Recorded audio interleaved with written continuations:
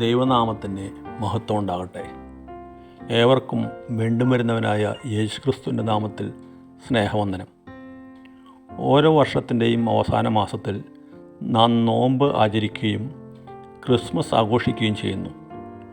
ഓരോ നോമ്പ് ആചരണവും നമ്മുടെ ആത്മീയ വളർച്ചയ്ക്ക് ഉതകുന്നതായിത്തീരണം.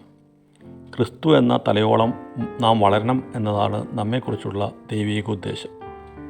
ഇന്നത്തെ ചിന്തയ്ക്കായി ഗലാത്യർക്ക് എഴുതിയ ലേഖനം 4-ാം അധ്യായത്തിൻ്റെ 4, 5 എന്നീ വചനങ്ങൾ നമുക്ക് എടുക്കാം.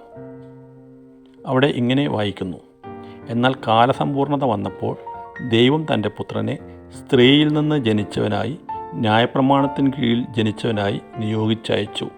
അവൻ ന്യായപ്രമാണത്തിന് കീഴിലുള്ളവരെ വിലയ്ക്ക് വാങ്ങിയിട്ട് നാം പുത്രത്വം പ്രാപിക്കേണ്ടതിന് തന്നെ. എന്താണ് വചനത്തിൽ പറയുന്ന കാലസമ്പൂർണത?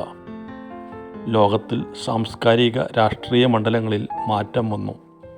മഹാനായ അലക്സാണ്ടറിൻ്റെ ഭരണത്തോടെ യവന ഭാഷ സാർവത്രിക ഭാഷയായി മാറി. റോമൻ ഭരണം കൊണ്ട് റോഡുകളും യാത്രാ സൗകര്യങ്ങളും ഏറെ മെച്ചപ്പെട്ടു. സുവിശേഷം വ്യാപരിക്കാൻ ഏറെ സഹായകമായി വന്നപ്പോൾ, ഇങ്ങനെ കാലം തികഞ്ഞപ്പോൾ വചനനിവൃത്തിയായി. ദൈവം തൻ്റെ പുത്രനെ ഭൂമിയിലേക്ക് നിയോഗിച്ചയച്ചു. ഉൽപ്പത്തി 3:15 നിവൃത്തീകരിക്കാൻ, അതായത് സ്ത്രീയുടെ സന്തതി ശത്രുവിൻ്റെ തല തകർക്കാൻ ഭൂമിയിൽ അവതരിച്ചു. യോഹന്നാൻ 1:14 വചനം ജഡമായി തീർന്നു, കൃപയും സത്യവും നിറഞ്ഞവനായി നമ്മുടെ ഇടയിൽ പാർത്തു.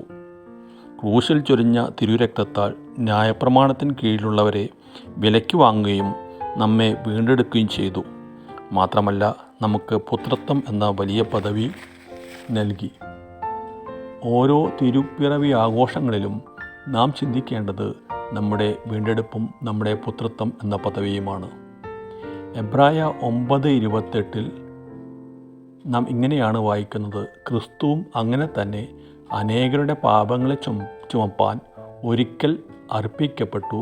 തനിക്കായി കാത്തു നിൽക്കുന്നവരുടെ രക്ഷയ്ക്കായി അവൻ പാപം കൂടാതെ രണ്ടാമത് പ്രത്യക്ഷനാകും. ക്രിസ്മസ് കൊണ്ടാടുമ്പോൾ രക്ഷയ്ക്കായി കാത്തു നിൽക്കുന്നവരുടെ കൂട്ടത്തിലാണ് നാം എന്ന തിരിച്ചറിവ് എപ്പോഴും നമ്മെ ഭരിക്കണം. നമ്മുടെ വിശ്വാസ പ്രമാണത്തിൽ അവസാനിക്കുന്നത് ശ്രദ്ധിക്കുക: മരിച്ചുപോയവരുടെ ഉയർപ്പിനും വരുവാനിരിക്കുന്ന ലോകത്തിലെ പുതിയ ജീവനുമായി ഞങ്ങൾ നോക്കി പാർക്കുന്നു എന്ന് ചൊല്ലിക്കൊണ്ടാണ്. നമ്മെ സംബന്ധിച്ച് യേശുക്രിസ്തുവിൻ്റെ പുനരാഗമനം എത്രയോ പ്രത്യാശാനിർഭരമാണ്. യേശുക്രിസ്തു തൻ്റെ ശിഷ്യന്മാരോട് പറഞ്ഞത് ശ്രദ്ധിക്കുക: ഞാൻ പോയി നിങ്ങൾക്ക് സ്ഥലം ഒരുക്കിയാൽ ഞാൻ ഇരിക്കുന്നിടത്ത് നിങ്ങളും ഇരിക്കേണ്ടതിന് പിന്നെയും വന്ന് നിങ്ങളെ എൻ്റെ അടുക്കൽ ചേർത്തുകൊള്ളുമെന്നാണ്. ദൂതന്മാർ ശിഷ്യന്മാരോട് പറഞ്ഞത് ശ്രദ്ധിക്കൂ: ഗലീല പുരുഷന്മാരെ, നിങ്ങൾ ആകാശത്തേക്ക് നോക്കി നിൽക്കുന്നത് എന്ത്? നിങ്ങളെ വിട്ട് സ്വർഗാരോഹണം ചെയ്ത ഈ യേശുവിനെ സ്വർഗത്തിലേക്ക് പോകുന്നവനായി കണ്ടതുപോലെ തന്നെ അവൻ വീണ്ടും വരും.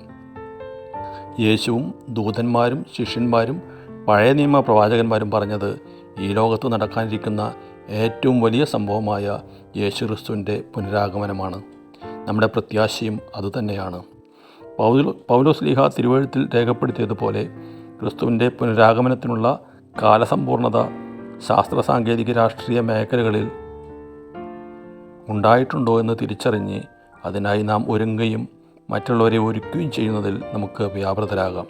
അതിനായി പരിശുദ്ധാത്മാവ് നമ്മെ സഹായിക്കട്ടെ.